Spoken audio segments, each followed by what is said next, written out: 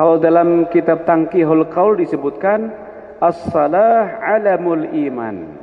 Salat adalah benderanya iman. Jadi kalau ada orang ngaku Islam, ngaku iman tapi nggak sholat, sama dengan negara nggak punya bendera, maka negara itu tidak diakui. Muslim kalau nggak sholat, ya nggak diakui Islam. Ini orang yang Islam tidak sempurna, Islam yang nakis. Makanya kalau orang Islam nggak sholat, jangan disalahin. Kalau ada sebahagian saudara kita Muslim yang cara bersikapnya cukup frontal, cukup keras, mengatakan orang nggak sholat kafir sudah. Karena memang seperti itu hukumnya. Al-farqu bainana wa bainal kafirin as-salah. Beda kita sama orang kafir sholat. Kalau sholat berarti mukmin, nggak sholat kafir, selesai. Cuman para imam-imam madhab berbeda pendapat. Kalau mengkafiri orang begitu, nggak serta merta boleh. Kalau ada orang nggak sholat, jangan langsung dikafirin. Karena orang nggak sholat tuh bisa karena 3 sebab. Karena nggak tahu.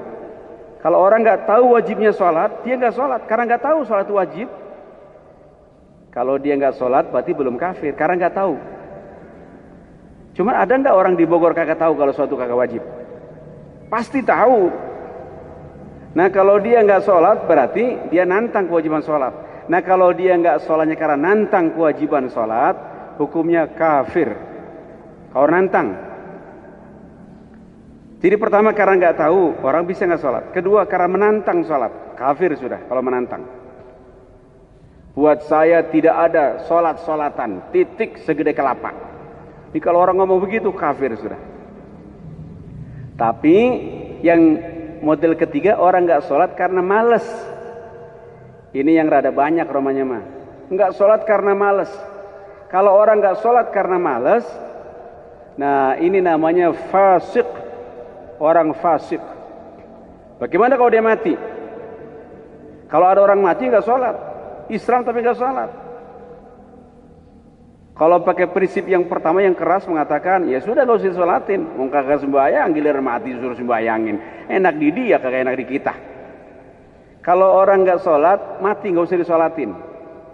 Pernyataan seperti ini bisa benar, bisa nggak benar? Memang pada prinsipnya orang nggak sholat nggak usah disolatin, iya. Karena orang nggak sholat kafir. Cuman beberapa ulama berpendapat kalau nggak sholatnya nanti diteliti, nggak sholatnya kenapa dia? Kalau nggak sholatnya karena nggak tahu, tapi dia Islam, tapi nggak tahu kalau sholat wajib, dia mati, boleh nggak disolatin? Boleh, karena dia belum kafir. Kalau nggak sholatnya karena menantang, buat saya nggak ada sembayangan, titik segede kelapa. Kalau kayak begitu udah gelundungin bayar udah.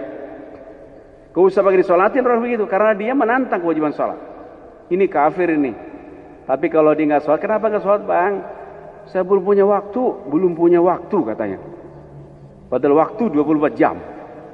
Kalau dia nggak sholat karena malas, nah itu fasik.